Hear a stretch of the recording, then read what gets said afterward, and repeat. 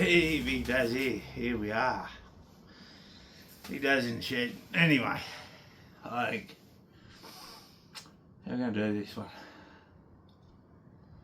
Let's have a talk about cancer. Let's have a really talk about cancer. I've done a few catch-ups, a few in-depth ones. Have shielded a bit. I have shielded a bit of the rough stuff. But I've been through. I haven't been around the bush. A couple of things are shielded because I didn't want to scare anybody, pretty much. That is. But anyway, it was what was it, last daylight saving we had in Tassie. Not this year's one, but last year's, 2025 now, it'll be 2024. Right, weeks leading up to it. Right, weeks leading up to it,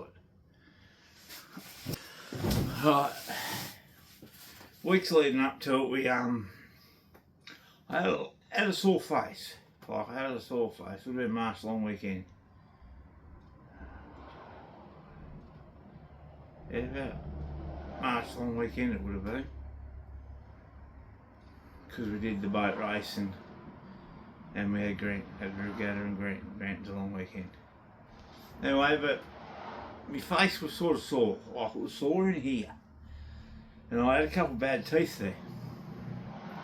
That was. Now, sorry if you can't understand me a few times, because it has made me talking a little bit different. It is. And sometimes we get tongue tied. Anyway, it was that weekend. It's going up and down, and I thought, Jesus Christ, it's an abscess. So I went to the dentist. I was working, so I took time off and went to the dentist to get it checked. And we pretty much went in, sat down. How are you? They said, geez, your face is swollen. I said, yeah, it's right where my two bad teeth are. Anyway, took the photos of it, put it on the screen. He said, Dad, you got an infection, and showed me that. And I was like, alright, we'll get them out, rip them out. And, no. And a bit of floating tooth was broke off, so they pulled that out as well, done all that. Give me antibiotics, it was about antibiotics. And it was about 3 weeks later, it was still there, it was getting bigger. It wasn't going down, and I said, something's going on.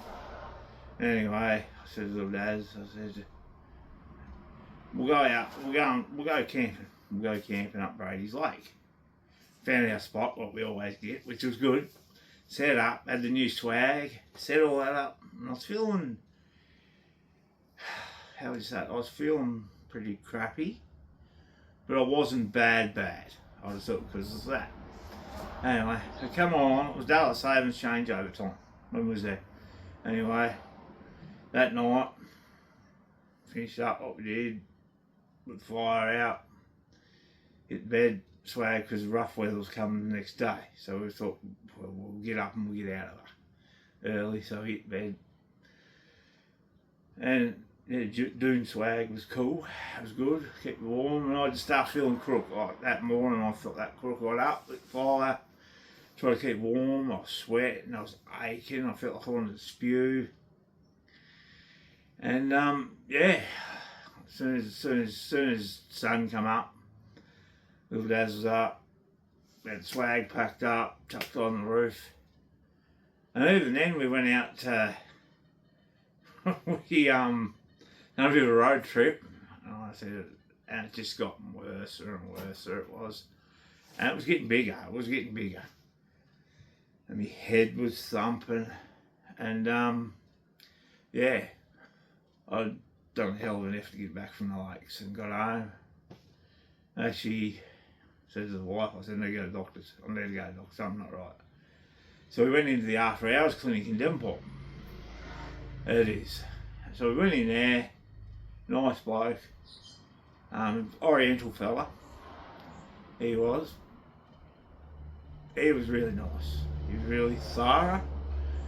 He said, something not right here, it's not an infection. He'd done a few tests on me while he was there, and he said, right, I'm going to put you in for this, and this.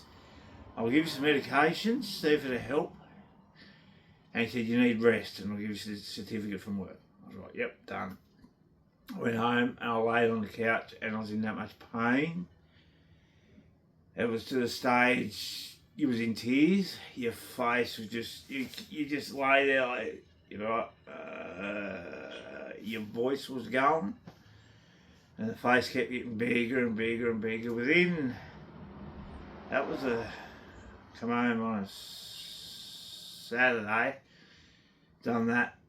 By the Monday, I was getting my doctor's appointments for specialists and scans and everything else. And they wanted to get me in for a biopsy in Launceston. So I went up for that to the ear, nose and throat specialist, and they put me in.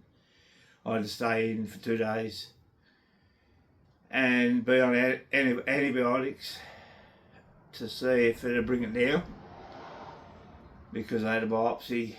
They did the biopsy, set that off. Sent me home I was there, I had to go in, it was on a Wednesday and Thursday I was in there, sent me home Friday. Well, sent me home Thursday night, come home Friday. Friday night, got a phone call, Friday evening, about 6:30ish, it was a late one. The doctor's second in charge rang me, said, Dale, you've got cancer, prepare for the worst. Prepare for the worst, you're going to die. And that's how she said it, like, and it hit you. It hit you. Like, you broke down. I'm going to grab this drink. Oh my, look, the bogan. Big Dazz the bogan. Oh well, anyway. But, yeah, it hit hard. And our footy side got flogged that night by 60 points. So that sort of kicked it in a bit more, but I was a wreck. As it was, I was unwell. Like, I was really unwell as it was. And I was a wreck after she said it. I didn't know what to do. Didn't know what to do, didn't know how to... How do you say? I didn't know how to... Thinking, shit, I'm going to die. That's the end of me. Like, the amount of thoughts go through your head. Well, cancer itself, you think's a death sentence. Like, you do, as soon as you get cancer. Like, I lost my pop through lung cancer, and lost my mum through cancer, and my uncle beat cancer. So, and then me to get it. Yeah, it's sort of one of them things, like, you know, your head's all over the place. Your head's all over the place, your emotions high, depression just hits you like I'm going to die. And that, I sort of had to regroup. I had to regroup. It was fucked. It really was that. I sort of sit back and think about it now, I was a mess. I was a mess. It was. Anyway, come Monday, I was heading into my doctor's. It was. And the Dr. Ivo, nice bloke you ever meet, he was in Launceston on the Holman Clinic. That was for cancer. He rang me. He said, Darryl, I'm such and such. And I was like, yeah. He said, Darryl, you got cancer, but I need to officially confirm it. He said, you need to come into the hospital. He said, you need to come in, but you've got to go through emergency to get in, otherwise it's a 2-week wait for a bed. I was like, right, pack a bag. He said, another thing, what did they tell you? And I said, well, they told me I was going to die. He said, they should not have said that. He said, you're not going to die. You're unwell, very unwell, but we're going to beat it and we're going to fix you. I was like, right. And your confidence, like, you got a bit of a G-up type thing. You did. You're like, oh, yes, I'm not going to die. And it made you feel a bit happier. So off we went to Launceston. Didn't do my doctors. Went to Lonnie. Well, took a bag of clothes, went to Lonnie. And went through emergency. That was a nightmare, sitting there with a face like this. And anyway, everybody's sort of looking at you and shit, you're not real well. Yeah, I don't sound like you think, you know. So I met him. I went in, had a biopsy, another one. Another one was done. So we had that. That come back to cancer. We knew that. And he goes, right, Daryl, we'll get you in. So I had to go in. I had to go in for the biopsy. He said, there's no treatment we can do for you. We're going to do your chemo in Latrobe. You're going to have your R-chop in Latrobe. And I thought, all right, cool. He said, it's close to home for you, so you don't got trouble. I was like, that's all right, cool, thank you. And well, I got out of there. I was more confident. I could create. That's the fatigue. It was this stage I dropped 13 kilos in a bit over a week. That's how bad it was. Couldn't eat. When I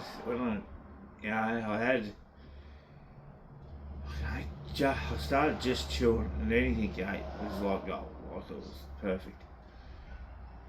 And we had an appointment in Latrobe with the team leader of the chemo part. Had that, and she said, why are you so calm, Daryl? I said, well, what else am I meant to do? There it is. I'll do what I can do. Anyway, so she said, right, that was a quick, have a meet and learn the do's and nots and do's and don'ts and do this and don't do that and look after yourself sort of thing away and what you're going to achieve. And by that time, I used to hate needles. I hated needles. But the amount of needles was going in me over the times and that, I was fine with them. So I nearly died before through diabetes. It nearly killed me. So I've been pretty lucky. And how would you put it? It would have been a Tuesday I had the appointment, and Thursday I was in having the first round of chemo. So we had 6 rounds of that every 3 weeks, and we had a blood test every 3 weeks. And I was still working. That was. It was hard, because I worked in a funeral home. And even though it was just gardening and maintenance and just helping out when I could in any way, you still see the passed away people in the mortuary, and you sort of think, that could be me. That could be me there. And the other fella could be doing that. It sort of puts perspective in stuff. It does, and you sort of like.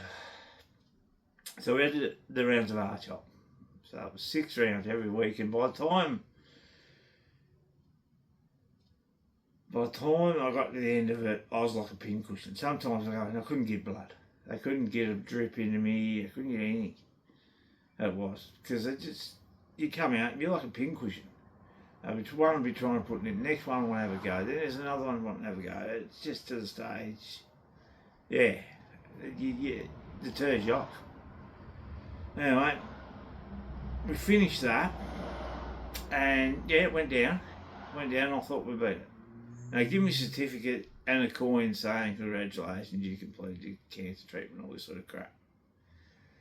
And I was having weekly doctors on the phone, Dr. Ivo, then I was waiting for an appointment at the end of it. And I got another doctor, because he went back to the mainland. He did. So that was fine. I got another doctor from Lonnie, it was hard. Because she didn't have any communication skills. I mean, it's good what she did. But there was no communication skills. She'd go, Daryl, how did this happen and how did that happen? And I was like, oh, I'm back to where I'm starting. That's what I felt like. I felt like we're back to start. How did this happen? How did that happen? Many times you told that to people, it was unreal. That was. And that was unreal. So I did that. Told her that. Yep, no worries, she said.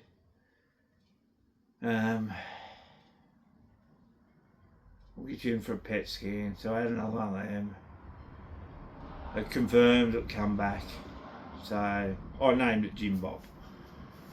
Annabelle laughed. She did when I was calling Jim Bob. I named it Jim Bob. So Jim Bob was back. Couldn't get rid of it. Anyway, I started swelling up again, and I said to my wife, my next lot of treatment, I'm going to have to quit work. I have to go and finish up. So I was still working, and they said, oh, it could have killed me. like working still, before I had my treatment. It could have killed me when I was working, when I thought it was a tooth infection. And I said, I'll have to finish up, because she said, the doctor said to me, there's a trial treatment coming up in Hobart, but they're just waiting for everything to be ticked off. And I said, she said, you're interested? She said, it's on in the mainland now, you can go to that, but you've got to spend 8 weeks at a time over there. And I was like, it's not going to happen. I can't afford it. And it's just not going to happen. I said, I'll wait for the Tassie one. And she said, right, I'll put you in for that. And I said, thank you, you know. She said, now, I'll be contacting you weekly to see your face. I'll do a phone appointment. And I was like, Jesus. Because every phone appointment was the same. Like, do you know the trial treatment? Like, no, this, no, that. I was in, what's the trial treatment? I don't know. I was like, I was depressed that bad. I was depressed. So I just fished. I just kept away from people still and fished.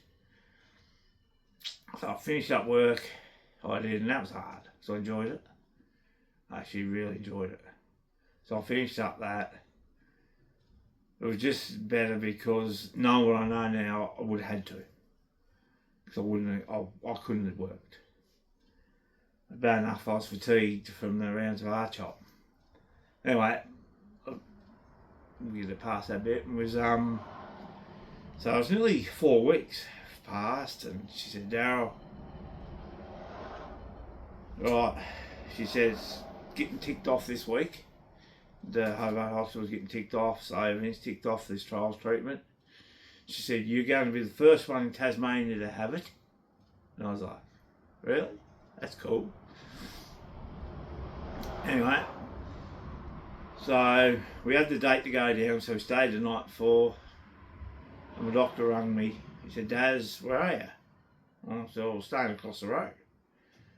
He said, I was scared shitless. I was, because you're facing death, and you don't know what this trial treatment was going to do to you, and that, and yeah. But he come down to it.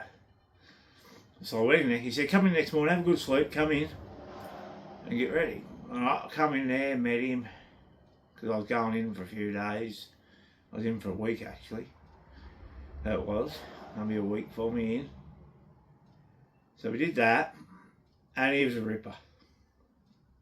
Nicest bloke you ever met. He was. So I had Dr. Nick, and then I had Dr. Rosie. She's either number 1 or number 2 in Tasmania in the field. Now I've got Dr. Harvey. She's just as good. She's my 3rd doctor. Well, she's pretty much my doctor at the moment, because Dr. Rosie's took a bit of time off because she had that much stuff on her plate. And Dr. Nick fills in, and he's in the blood lab as well, and he comes in when he has to for me. So he takes time out of his area to come in to see me. So that's what I mean. So we went in to start that. And he goes, Daryl, you're the first one to have it. And he reeled off the side effects, and it's like you have, like medications or treatments, there's side effects. Like some of them pretty bad. Like 30 years later, you could get cancer from. Like, I don't know if that's fair, but if I'm 30 years later, I'm about 90, so it's all good. And that, so yeah, he was cool. He was. So that was the thing. First person you meet, and he was like gold. He was that. It was fun. He kept you on your toes, made you laugh, and he made you feel like a person too. And he said to me, do you want to donate some of your cells and tissues and bloods, this sort of stuff, to the trials clinic? And I said, yeah. And I said, if it can, you never know, it could be a cure for cancer, it could help the cure for cancer. Alright, so I was in hospital for the week and met all these new nurses and that, and student nurses, and met a few other doctors on the ward. And yeah, and sort of had that. You come home and you're having, 3 days in every 3 weeks, and the other 2 weeks was having your needle. It was. And like your needle, you didn't have to stay for overnight. It was, but it was a long day. It was a long day for that at first up. Because I was having the bloods on the same day, and and some things your platelets wasn't right, or your blood count was low. I had a couple of them. It was a bit all over the place, and they give me platelets, and they give me blood and different things. So it's been a long road. It's been a long road. But a lot of laughs. Met some awesome nurses and become good friends with some of them. And even the student nurses, like, they got a shock because I was so easy going. And I was doing these and I said, you want to go? You want to have a go? You got to practice. Hey, you might as well practice. It was, and yeah. Met some doctors, other doctors as well, through the time I was there. And I've got to say, my trials nurse Jeannie, from the word go, she's bent over backwards. She's a hell of a nice person. Like, she's a nice person. She is, and when you've got a group of people like that around you, it makes it a bit easier. I said that to her. When I first come here, everybody's so normal, treat you as a person. Little Dazz comes with me, wife comes with me, they get the seats out, how are you going and this sort of thing, and have to talk, how's school and what have you been up to sort of thing. And yeah, it's so normal. Even when I stayed in, when I had to, even the night nurses I met, it was just sort of fillings. And they was actually coming back through and saying, good day, how you going, and that. And they even speak to you in the corridors. They don't just walk past you like some places. It is. But yeah. Oh. The fatigue from it, the chronic fatigue, and the worn outness, and just feel completely skunked. That's the worst thing. Like, I had side effects, like talking about side effects of it, I got a lot of fatigue, like the real chronic fatigue. And the worst thing is that I can't work for nearly 2 years. She said 1 year to 2 years. Because your body's been through a lot. Like a lot of medication, a lot of tablets, a lot of drips. I had the line goes through your arm. That was 40 centimetres, went in there. The PICC line went in there, down through, into there. I had that. That was the first thing I got when I went in there. Dr. Nick said to me, Dazz, how are you with needles? How's your blood? I said, I'm struggling. Needles don't worry me. My veins are just not working. They're knackered after the 6 rounds of R-chop. He's like, right, we'll get your PICC line. And I was like, alright. So I was in there. It's the first thing I got put in. Bloke come in the side of the bed, talked to me, showed me what it was, had the ultrasound machine, he showed me putting it in, and I was like, alright, you know, you could feel it though when you moved. And when they said, oh, part of the treatment is take your stem cells out and put them back in. I was like, yep, no worries, so we'll do that. She said, but we're going to have another line in your chest, and that one comes out because it can't handle the stem cells coming out. And I was like, yep, fair enough. So I went in, they wheeled me in down the track where I needed it. They wheeled me into the operating. Well, when I was having, I was very particular about temperature. We just bit in a minute. I was very particular about the temperatures on you, and I was usually sit about 37.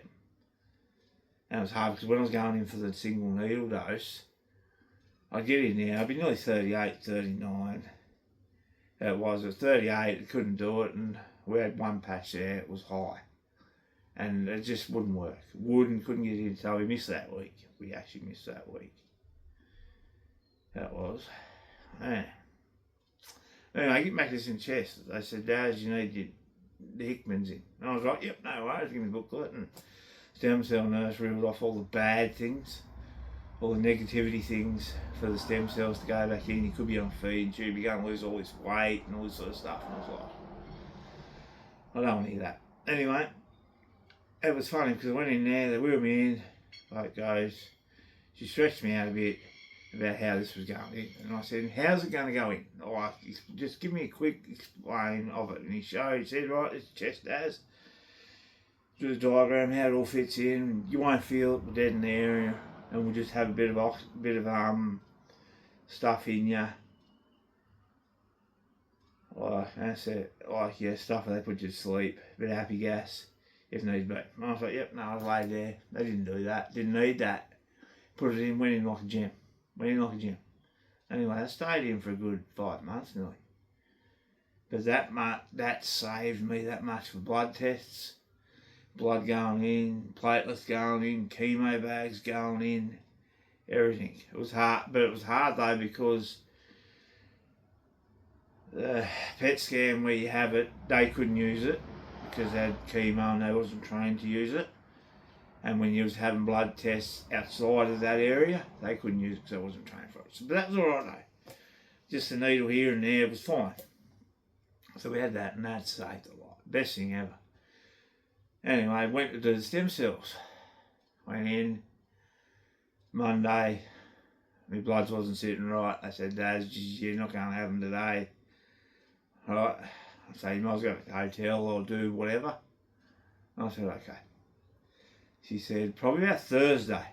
And I was like, alright, that's alright. That's alright, I'm prepared for the whole week.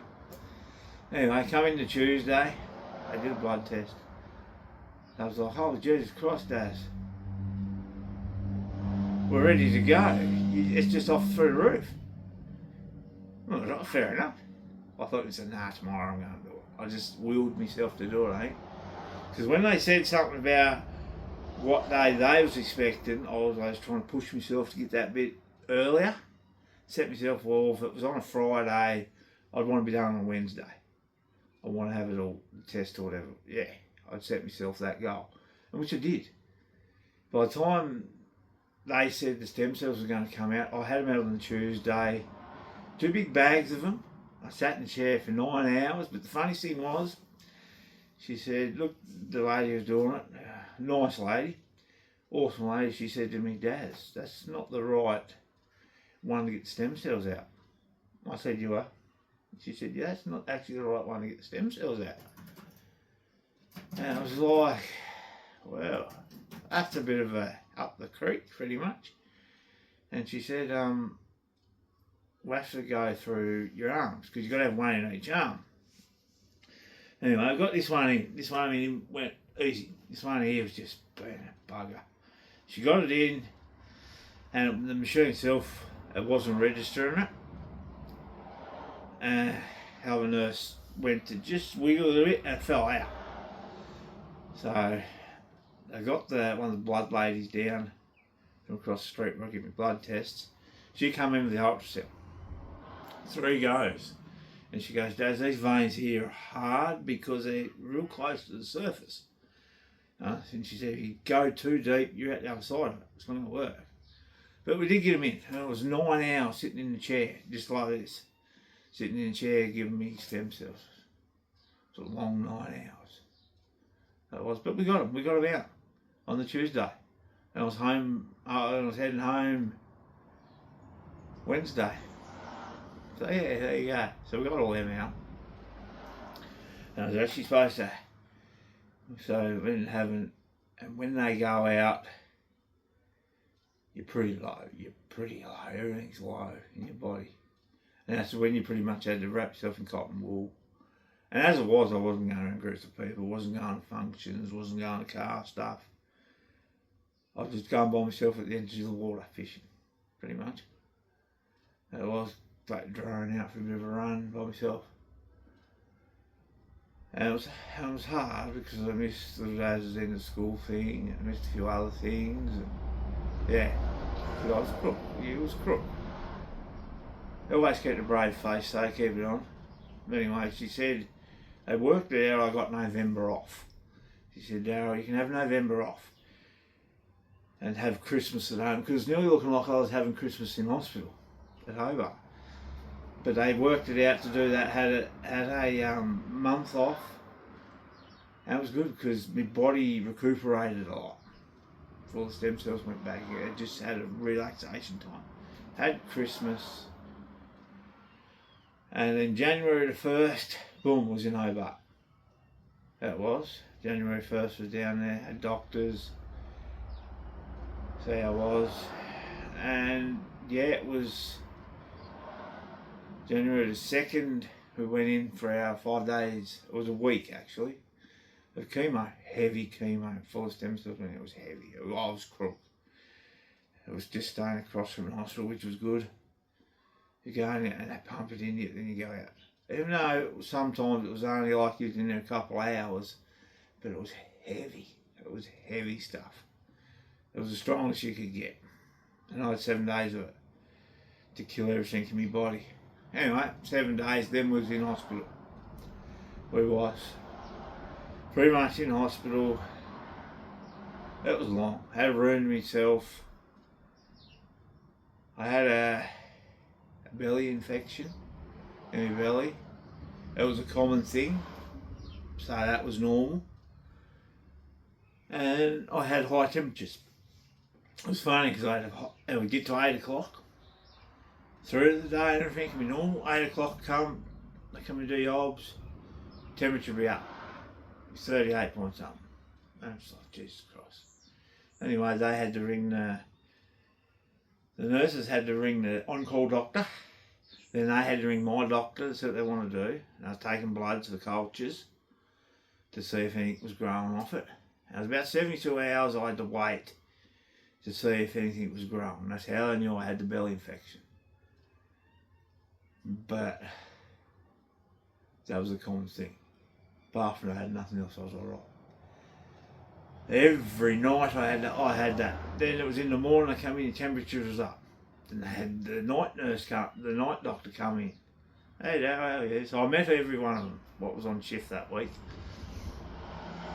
And as soon as it hit 39, it's like it needed to hit 39. And once it hit that, boom, I was fine. Everything had to drop to 0 on my body. And it dropped to 0. And then she was on the uphill. So it had to be a certain marker for me to get out of hospital. And it was actually 3 days early out of hospital. It just went to a certain thing, then it just went off the limit. And he said, Dazz, you're going home. You're all right to go. So I was out. I was out on about the 22nd or 23rd of January. So I was nearly 3-4 days earlier. It was. Than I had to be. Which was good. And since that reset itself, my stem cells all went back in. They went back in, they did, on the last day of chemo. And it's like rebooting a computer. That's what it feels like. That's what it's like. It's like rebooting something, reprogramming something, remapping something. And they work well. No side effects after it. The only side effect I have got is the chronic fatigue. It is. So I've been going down weekly for an injection after that. So what we did, we changed it around a bit. We go down the day before and have bloods that day. So everything's ready for me doctors at 9 o'clock in the morning on the Thursday. And then by the time I've done that, had a few tests, done my ICANS test, that's just like a simple write and ask a few questions, say a few numbers, say name, address and all this sort of stuff, just in case you get a bit wayward and forget. But mine's been all the same, so I've blown through that. And you do that with your trials nurse, you wise you up, you have a pee sample, do a few trials bloods when they needed to be. Have your doctor, so they had 3 doctors feeling around your face and they said it feels really good. Doesn't feel like there's anything there. And I said, I don't feel like there's anything there because you can shave and you don't feel it before you feel that little bit of a bump. Now, there was actually 2 lumps in my neck. There was one when we did a PET scan at the start of September. end of September, I think it was. Then we had November off, then done one start January. There was a faint. When I had the heavy chemo, there was a dot. The other dot was gone. So there was only one little dot left. And then we had the next PET scan, started January. There was a faint little dot. It was only a smidgen of a dot. And it was nearly see-through, this grey little see-through dot on the scan. And she said to me, she said, oh, I reckon that's scar tissue. But I could just faintly feel it there too, you know. I could just faintly feel it anyway. We did the heavy chemo, did this and that, and done the, how do you say it, stem cells went back in. Now we're on a weekly treatment. So doing the blood test the day before, so everything was ready for the doctors the next morning. So I've had 3 doctors feel, 3 different, without even looking at the scan. She said, I've looked at the scan, I just want to feel. And she reckons there's nothing there. So hopefully, touch wood. So I'm still trudging along. I've just finished my last weekly appointment last Thursday, just went. So it's Sunday now, so it's been a few days. I need to usually have a few days recovery from it. Because it does knock you around a little bit. It didn't first up, but it has the last few. Because your body's been through hell. It was. And my weight's just sitting constantly. Like, I'm heavier than I need to be, but I'm not due to the circumstances. So I'm alright that way. I didn't lose amounts of weight like they thought I did. Was going to when I was having stem cells in. Breezed through that. And yeah, didn't need no feed and tubes or nothing. But now I'm coming up to fortnightly treatments. It's hard because, oh, excuse me, it's hard because you're in a routine. Like you was in a routine, you had it all planned out, but now it's sort of changed the routine. So you'll get about a week and a bit of in between time, which is all right though, because that'd be purple patch. So we do these fortnightlies for a bit, and it's the end of July. It is, and then we have a PET scan. See where we're at, and hopefully it's all gone, and then it'll be just maintenance times. But there is a gap between we have a PET scan, then there's a gap of a couple of months, 2 or 3 months, and then we have another PET scan to see if anything's changed in them PET scans. So that's going to be the stressful time, that. So I've got to be prepared for that, just in case something's there or something comes back. Yeah, it's just, PET scans going to tell the time if it's all gone for scar tissue and this sort of stuff. Then after that's just going to be 6 monthly and 12 monthly, probably. Yeah, that's me life. But it's just, yeah. So that's how it's all gone. It has. That's how it's all gone. It is. But I can't. There's no negativity or bad something to say about the Hobart Hospital. Yeah, emergency was a bit crazy. It was a bit, how you going, but it was hectic and quick. But they kept me in overnight, which I was a bit disappointed with. Oh, that's horrible. But anyway, that's emergency though. That's when I went in there when my face all blew up. Yeah. There was a patch in there when the chemo hit me. It was like, how do you say it? I had the sweats, I was cold, my body was aching, I was under a heated blanket, I was delirious, my face was just come up, and yeah, it was bad. I had to go a day early to emergency. That was, I was going down that week anyway for me chemo bags for the 3 days, but I had to go in a day early. And my doctors tried to get me out of emergency, but they wouldn't let me out. They would not let me out. Emergency wouldn't let me go. I knew I was hot property. But they wouldn't let me go. Just, I can understand, I sort of look at it now and I understand why. Because my face was up and I was trying to make sure I was safe and healthy and nothing bad happened. And as it was, I said to Dr. Rosie, I said to her, what would have caused it? She said, the chemo's hit the cancer and the cancer's trying to fight back. Cancer's trying to fight back and it's blew itself up in a reaction. And within a few days, it sucked itself back in. And that from then is when it's been going down and down and down. It went really down quickly. She said, so the chemo's actually really kicked it one. And that tried to fight back and lost. So, yeah. But been good though. Like you sort of, how do you call it? It's been long. It's been a hell of a trip. Like every week going down there. And it got to the stage I was just walking in. Daryl, how are you? Yeah, sit down. You're right. Daryl, won't be long. We'll be with you. They all know you by your first name. All treat you like a person.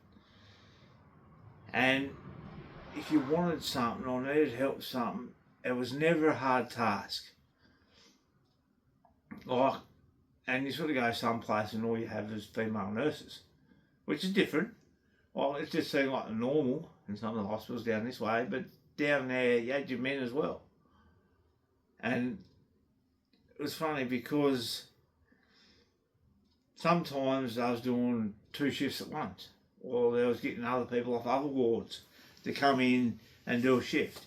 So you knew your lady nurses, and then you had your male nurses. They'd come in, but they'd be on other wards as well. Same with your lady nurses be on other wards. So you meet even your student nurses. You met them, and they was really nice. So sometimes you was meeting nurses what wasn't on the actual ward. They was off another ward or another department. They was coming in and filling in. So you was meeting them as well. It was. There's some good people that way too, because you sort of learn what they did. And then they sort of like, it's funny because everybody wanted a hand in it. Like I was the first one to have the treatment. And they wanted to say, well, they could sit down and say, well, I'll give him a needle.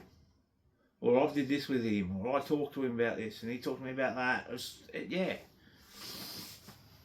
And you met a few nurses, what was on rotation. They were sort of coming, they was going, and you met them on 9A, then you had them down on the day one, on 8A. So it was one of the things, it was good. They all treated you with respect. The doctors, met a few other doctors, like a couple of doctors left. They did what I had. So they sort of not here to the end. A couple of nurses have left, so they wasn't to the end either. Yeah, there was never a hassle for them to help you. And even when I was putting the needles in, they had this sort of rule, we'll have a couple goes and we can't get it, or if I'm not confident, or if you don't want me to have another go, they'll get another nurse to come in and have a go. And normally some of them used to poke. But yeah, so you met a lot of people. You met a lot of people. It was, and they're all nice. They're all nice. Keep in contact with a few of them as well. And it's funny because some of them, like you go some places and they, like Lonnie was treating you like you had cancer. Latrobe treated you like you had cancer. Down there they treated you like a normal person. Like it didn't have to have a conversation about cancer. It was. They treated me wife nice. They treated me daughter nice. They did. And they had a conversation with them. They just didn't treat them as a family, they treated them like a person as well. That was. And you can have a joke. You can have a joke. And they knew when you was having a bit of a downer. They did. And they sort of come in and jazz you up a bit. And that, can we do anything for you? Can we cook you something? Can we warm something up for you? That was. Yeah, that was good. Like, it's good. And if you had a question, you didn't get a bullshit answer. You got the truth, or I'm not 100% sure, I'll go and find out for you. And it's not something just made up. Yeah, I've met a lot of people, It is. It's been a battle, though. It's been a long haul. Mentally fatigued. Oh, you're all over the shop. Mental side of it. Depressed. Like, I'll say it, I'm depressed. Not like you want to kill yourself type. It's just depressed. Because you do feel worthless, you feel down. Because you can't get out and do stuff, you can't go to a job. Like, I had to hand my job in. That was hard for me, that was real hard for me to hand my job in. Yeah. So I enjoyed it. Nice people to work for. But yeah, that's what's been going on. So we're on fortnightlies now, which is good, so we get a bit in between. Yeah, alright, might leave it all talk. I thought I'd just do it in depth. If you haven't been following, if you haven't, like, people go, oh, what are you trying to do it for, sympathy? I said, no. I said, if I can help one person get through their battle, or if one person yarns to me and it helps me get through mine, like, that's worth it. I've had a few people contact me. Like, it sort of shocked me a bit. Like, a couple of them brings you to tears, just the way they come around and said, Dazz, you know, you're helping us. So we're going through the same thing, and it's a battle, like, and you're helping us. So how could you not, you know?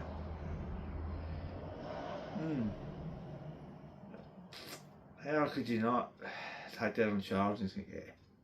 That's why I said, when I said, Daryl, you're number one.